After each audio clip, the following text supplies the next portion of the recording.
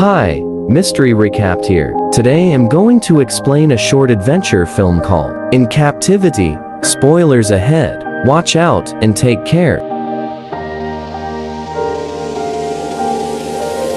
At the beginning of the movie, we are introduced to the protagonist, Jim. He lives in a museum about humans and has never been to the outside world. The museum is run by cyborgs to exhibit how humans used to live in the past. Since humans are an endangered species, Jim is the main attraction of the museum. His apartment is tiny and consists of only 3 rooms, a bedroom, a bathroom, and the living area. There is a staircase to replicate the natural human habitat, but the stairs lead nowhere. Like the fake windows and doors, most of the things in the house are props, except for the TV that Jim likes to watch every day. In the opening scene, Jim is watching a TV show that he knows every word to. To him, the scenario in the movie is how humans interact in real life. The cyborgs deliberately make him watch specific shows so he would learn how human males are supposed to act around female. Jim is also devouring a pack of cereal, inside which he finds a rare toy prize. Not caring about the mess he makes, he excitedly runs to the shelf that he uses to display his cereal prizes. He places the one he found on the top and watches it in fascination. It is clear that cereal is his everyday meal, and he loves collecting the prizes.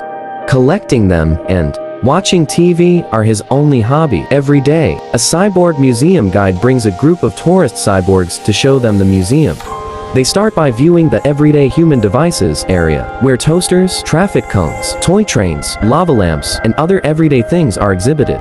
But of course, the center of attention at the museum is Jim. The tourists watch him through a glass window in his apartment. The guide introduces him as the only human raised in captivity. The cyborg historians have tried to replicate the habitat that humans used to live in to create Jim's apartment. As the tourists watch Jim in his house, he gives them a thumbs up. He doesn't complain about the strangers invading his privacy because he doesn't realize he is being held in captivity. Jim has always thought this is how his life is supposed to be. The tourists observe and examine his behaviors and habits as if he is a test subject in their experiment. When they are about to leave, an announcement encourages them to return to the museum to see a new addition, a female human.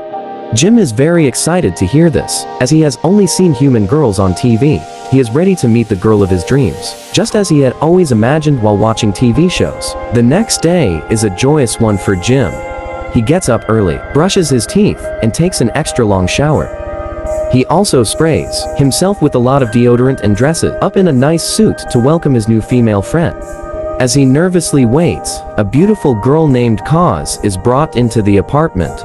Before she says anything, Jim recites dialogue from his favorite movie, thinking it is the best way to greet her. But Kaz freaks out and starts running around the house, looking for a way out. Since she was captured from the outside world, she knows she is being held captive. However, the doors and windows of Jim's apartment are all fake to make it look like a real home, so she cannot run away. Kaz goes to the bedroom to look for a way out, only to see a bed decorated with rose petals. Jim had some plans ready for her arrival. He hasn't learned any social skills from the movies, but he knows what sexual intercourse is. Kaz finally sees the cyborgs watching them through the windows and hides behind a wall. Jim introduces himself for the first time, making Kaz realize he is a human too. She asks him if he knows a way to get out, but Jim is confused as to why she would want to leave. He claims that he has all the amazing things in the apartment, like an extendable couch and a TV with over 5 channels on it. He even gets unlimited complimentary meals and energy drinks every day. Kaz is unimpressed by his version of amazing things. She cries, and Jim tries to console her with a rose. At dinner time, Jim and Kaz sit down to eat. Jim heats an artificial meal for her in an oven and starts eating, but Kaz is disgusted by the smell of the food.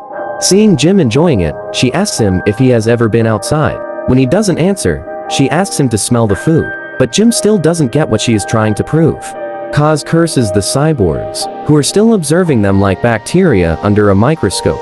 She turns back to Jim and explains to him that none of this is real. The food does not taste the way it is supposed to taste. The stairs do not lead anywhere, and the front door doesn't open more than 4 inches. Jim listens to her complaints with a smile on his face and doesn't say anything.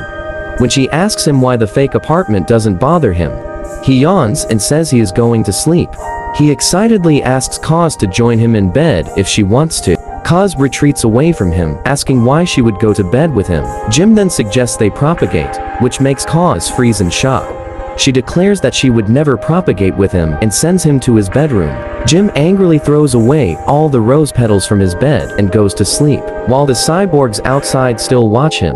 Kaz sleeps on the couch outside. At midnight, Jim brings out a blanket and puts it over Kaz. He also goes as far as getting his best cereal prize and keeping it beside her to keep her company. Kaz wakes up sometime later and sees the toy by her side. She gets an idea and uses the prize toys to create a landscape on the glass window. When Jim wakes up, he is upset to see his toys missing, but his disappointment vanishes when he sees the art Kaz has created. She tells him that the scenery on the glass is her home, but Jim still claims that the apartment is her home now. She calmly explains to him that human beings aren't supposed to live with the cyborg. Their home is outside. The following day at breakfast, Jim hides from the cyborgs using a plant. He then secretly tells Kaz there is a way to get out of the apartment. Every few days, an attendant with the cart comes through the main door. Kaz can hide inside the cart without him knowing and go outside. But since the cart only has space for one person, Jim will remain stuck in the museum. Kaz worriedly tells him that he doesn't belong here, but Jim claims that he is happy and satisfied. He asks her not to worry about him and to reach home safely. At night, a cyborg arrives with the cart to refill the fridge. Kaz carefully gets inside the cart and is taken outside without anyone knowing. The next day, the supervisor cyborg asks Jim if he knows where the female human is, but Jim says he doesn't. During the next museum tour, the tour guide introduces a group of cyborgs to Jim. However, when the couch moves around, they see that Jim has tied a cyborg to it and has escaped. In the last scene, we see Jim walk toward a girl in a field that looks exactly like the landscape Kaz had depicted in her art.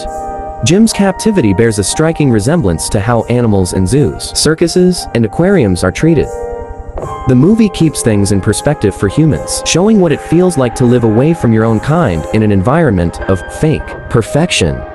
Although many viewers criticize the abrupt ending, the unique concept of the film, in addition to the message behind it, makes In Captivity worthwhile. Subscribe for more videos like this, turn on notifications, and leave a like to help the channel out. Thanks for watching.